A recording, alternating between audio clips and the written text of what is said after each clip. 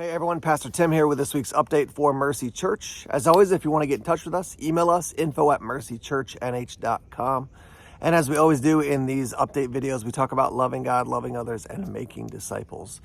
So when it comes to loving God, that's about us growing our relationship with God. I want to encourage you during this Easter week to read Matthew 26, 27, and 28. That's a great description of the plot against Jesus, his arrest, his crucifixion, and the resurrection. And then at the end of Matthew 28, a beautiful call for us to go and make disciples all around the world. So just take a little time. It'll probably take you maybe 10 minutes to read Matthew 26, 27, 28, and then ponder it, pray on it, ask God what he wants to teach you from that passage or those passages.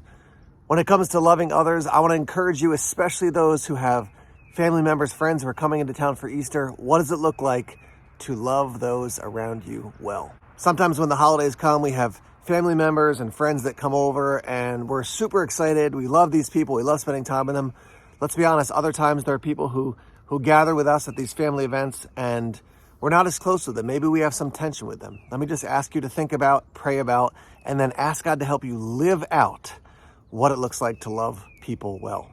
So maybe you've got somebody in your family who you don't normally talk to. They kind of sit maybe on the other side of the room when they come for a family gathering. Maybe you go and make a special effort to just let them know you're glad they're there and you have a conversation with them.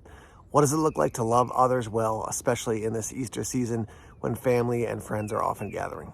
Lastly, when we talk about making disciples, we're talking about the idea of investing in others so they can grow spiritually. And so again, I'm going to ask, invite people to our Easter services. We're meeting at 9 o'clock and 11 o'clock as normal at the Stone Church. We will not have kids ministry available on that Sunday.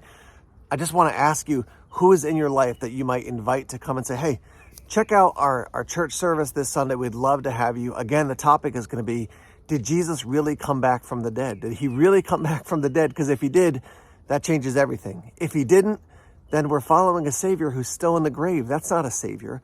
So I want to talk about the evidence that Jesus really did come back from the dead, that he truly was resurrected, and then talk about how that impacts our lives.